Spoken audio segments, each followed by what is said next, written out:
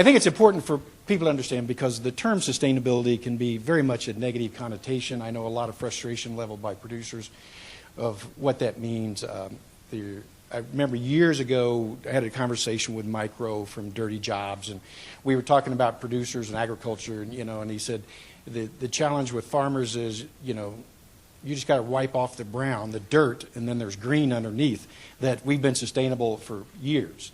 It's just a matter of, how do we tell our story in that. So part of my job, sadly enough, is spending it in C-suites and working with companies, both what we consider to be consumer product goods, retailers, food service, all of which of talking about the commitment to social responsibility that the pork industry has. Over the years, and it's still a challenge related to the regulatory and legislative challenges that may ultimately negatively impact what goes on in our industry. In the past few years, companies, announcements made by organizations, relatively speaking, to issues surrounding animal welfare or others, can be just as impactful as some regulation or law passed because of the size and the impact that they may have. So we often talk about that less than 2% of the population is involved in food production. Well, guess what? Those individuals grow up and they become decision makers. And as a net result of that, they are often charged with making decisions that they don't really know much about. And so I think this whole effort is about an outreach side of the equation to really collect credit for things that we're already doing.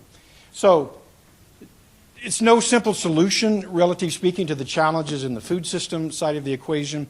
If you look at what's taking place over the past few years, obviously animal welfare has been a huge issue. This industry, as related to things over the past 12 years, we've seen sow housing, a variety of demands put on in regards to antibiotic issue and so forth. Sustainability has come into play. As you heard, more and more companies now are making mandates specifically related to carbon emissions and so forth and reduction. Supply chain management, as it relates to what's taken place over the past 2 to 3 years with COVID, all of that we recognize the challenges that we're still dealing with yet today. And then ultimately brand reputation, that is the attack on brands and the posturing that has to take place in this competitive, turbulent marketplace that we see out there in vying for consumers, whether it be butts in the seat at restaurants or share of space in the retail side. So you see companies making lots of changes relative speaking to that. So it's really important that to understand these companies are dealing with a challenge. And how do we represent that? As I said earlier, these individuals oftentimes are put into positions, especially in the sustainability role, that they don't have a lot of experience in understanding what's that. So we embarked, I don't know, I guess it was nearly 12 years ago, on an effort, in a collaborative effort between the National Pork Board and MPPC, of going and talking to these individuals, relative speaking, to not tell them, what it is they should or shouldn't be doing, but much more effective of having a dialogue with them to what it is that we're doing, collecting credit for the efforts that's there. So what's being talked about? You can't read what's on this slide, but it's no longer just this selective nature of animal welfare issues. It's a whole host of issues related to environment, animal care, food safety, people, community. Does that sound familiar? We started this journey, again, back nearly 15 years ago, I guess. Time slips away with my old age. I'm having now the onset, maybe, I don't know, of some amnesia, whatever. But unlike many of the others that started off with a singular initiative on just animal welfare, we decided to create the whole principles surrounding this, which really mimic what is going into the sustainability discussion at these companies today. So as you look at category leaders, in the case of like Walmart, who's the #1 retailer, and McDonald's, who's the #1 food service company, both of which are huge users of pork, they have a significant commitment to this process. So it's not just talk. And what happens is they set the stage for many of the other organizations to, in turn, follow suit. You'll notice nowhere up there does it say, quote, sustainability. It really talks about in code of responsibility, doing things for the good, and so all of which follows very well into what I think the pork industry is suited for. So what does all this mean to you? Why should you care? I mean, relatively speaking, as producers there. If there's one thing that I have heard in my 40 years of that, is producers saying we need to do a better job of telling our story. I've heard that, I can tell you how many times. Well, guess what? What that means, or code was, you, Dallas, need to do a better job of going in there and telling them what we're doing. But you have to have ammunition to go in to prove. And as you talked about earlier, sorry, I'm getting ahead of I thought another slide, is this intersection that we're at today, I think is the greatest opportunity we've had as an industry to really engage in this conversation. This crossroads between the adoption of technology and how it benefits sustainability. Because I'll assure you, you can't have the true definition of sustainability by going back to the way we used to farm 40 years ago when I got started. And so it's a great opportunity for us to say, hey, look, if you're making these commitments, understand the ramifications of these mandates that you're putting on that ultimately do not enable you to meet the stated goals that you have. Now, I took this from one of Ashley's previous one. We've got a great roadmap that matches up of all these issues I talked about before, of reminding people that these are all connected. You cannot selectively look at one versus the other. Yes, environment today dominates. You can't turn on the news today without having environmental warming, talking about the impact, the flooding, all that's going on. So it's cognizant, it's top of mind, and so it's not hard to get people to think about the subject today because of the impacts. I want to use this slide again because it's really important. What's really different about this? We've had a foundation over the years of building the ethical principles, as we outlined earlier, the practices that help support those. But as the senior VP of perishables once told me at Walmart, he says, you know, I like your story, I like what you're doing, but how do you measure it? And that's where we are at today. The real reason why we're having this meeting today is how do we put your chapter into this of telling the story? It's about metrics. Just like in your farm, we have more and more technology today that we're measuring stuff, monitoring, and we need more information to demonstrate that we have a commitment, but more importantly, we're committed to continuous improvement. So the real mechanism today is this proof.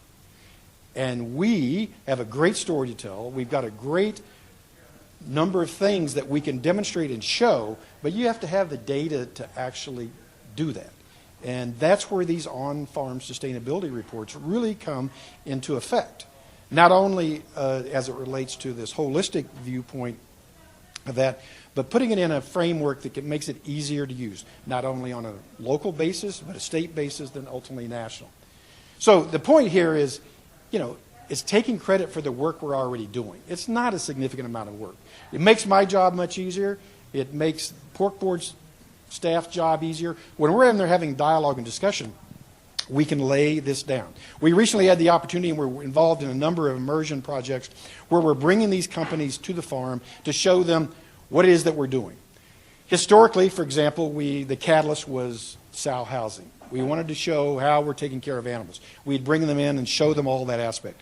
We're transitioning that slowly into the sustainability arena of being able to bring those individuals that are focused in sustainability efforts of these companies to the farms and show them all the effort that's going into place, the data, the collection, the utilization of manure for the nutrient life cycle and how we're applying it in precision, the application, all of that to do. We recently was at a farm with McDonald Sustainability Group, and their senior sustainability officer, this newly appointed, which was very concerning for me, being the fact that having 2 PhD degrees, both from Ivy League schools, all of which set in motion alarm lights going off, and a young lady that came out that really had no idea how pig production works. And after 2 days of application and showing all the things that we worked, she said, you know what, I can safely say that the pork industry is far ahead of the species group in having the data and the points that are necessary to really deliver on the promise that is taking place. So, you know, as we've had this whole timeline, as going back to what Ashley referred to when we started this journey, It's also important to tell these individuals, we just didn't show up, and because you're now asking us about how we can help you meet your carbon mandate by 2030, that we're now putting something into place. We started this a long time ago, and we're continually involving this, and the new effort and the new evolution is here. What we're talking about today is the sustainability goals and metrics, where we're putting metrics to all of these key principles, and you'll hear more about them as we go forward from the Pork Board, of how we're collecting data on all of those key areas that we're doing. I think personally that agriculture, and specifically pork, has a unique position to capture and help these organizations and companies meet these stated goals that they have. Because most of these organizations have really worked on their four walls and all the reduction and efforts that they can, but they're very dependent upon supply chain to meet these goals. And in the absence of that, it's going to be difficult. And so I think we're poised very well today because of what we've come through. We have the opportunity because they're listening now. There's nothing like pain that gets people to listen.